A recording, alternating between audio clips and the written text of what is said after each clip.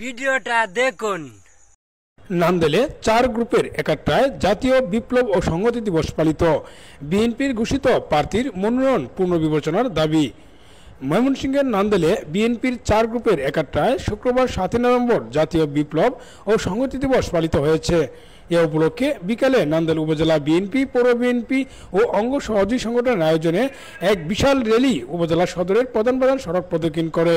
Rally পূর্ব নান্দেল সরকারি শহীদ স্মৃতি আদর্শ ডিগ্রি কলেজ মাঠে সংক্ষিপ্ত আলোচনা সভায় বক্তব্য রাখেন বিএনপির মনোনয়ন প্রত্যাশী মেজর জেনারেল অবসরপ্রাপ্ত আনোয়ার মোমেন, মনোনয়ন প্রত্যাশী উপজেলা বিএনপির যুগ্ম আহ্বায়ক এমডি মামুন বিন আব্দুল মান্নান, মনোনয়ন প্রত্যাশী সাবেক brigadier general AKM Shamsul Islam Shams সূর্যের পক্ষে সাবেক পৌর মেয়র এএফএম আজুল ইসলাম পিকুল এবং বিএনপি মনোনয়ন প্রত্যাশী উপজেলা বিএনপির সদস্য নাসির খান চৌধুরীর পক্ষে উপজেলা বিএনপির সাবেক সাধারণ সম্পাদক আবুল কালাম আজাদ।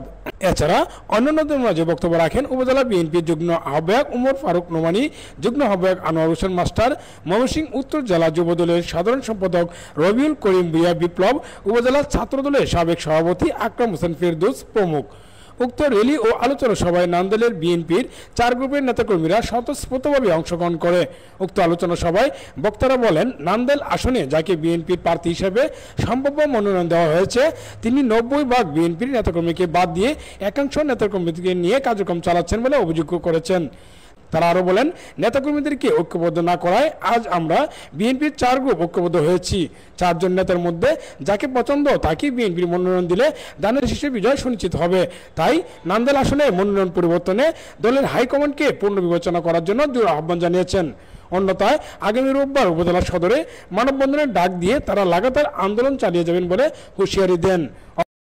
পরিবার 4টি পরিবার একসাথে আমরা একত্রিত হয়েছি।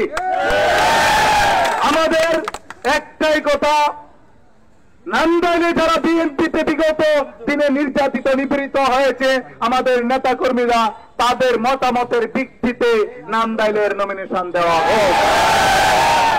আমরা তার যে পরিবার একত্রিত হয়েছি একসাথে আগামী দিনের কর্মসূচি সমস্ত কর্মসূচি পালন করব। আমরা নান্দেল বিএনপি 4টি পরিবার মানে আমরা 90% বিএনপি একসাথে আছি। যারা বিগত দিনে আন্দোলন সংগ্রাম করেছে তাদের মতামতের ভিত্তিতে এই 4 পরিবার থেকে যে কোনো একজনকে নমিনেশন ডিক্লেয়ার করা হয়।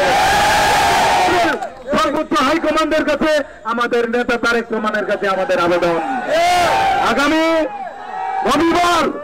আগামী রবিবার বিকাল 3টায় আমরা আবার একত্রিত হব, মানববন্ধন হবে, আমাদের নেতা কর্মীরা সবাই এখানে উপস্থিত হবে।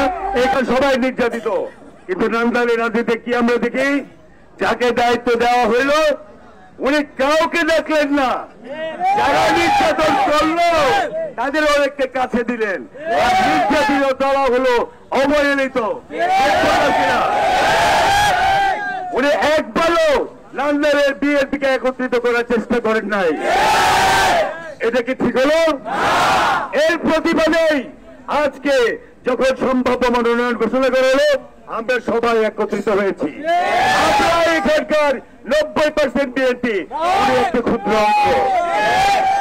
সম্ভাব্য মনোনয়ন দেওয়া হয়েছে, হোক, আমরা এটাকে সম্মান জানাই। সেই সাথে আমরা সবিনয়ে আমাদের পার্টির ভারপ্রাপ্ত চেয়ারম্যানের কাছে অনুরোধ জানাই, আপনি একটু পুনর্বিবেচনা করেন।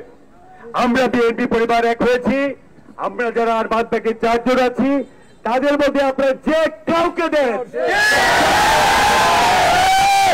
আমরা সেইটাই চাই, যে দলের জন্য যিনি ভালো হবেন তাকেই নান্দেলে দেন, তিনিই নান্দেলে আমাদের প্রতিনিধিত্ব করুন।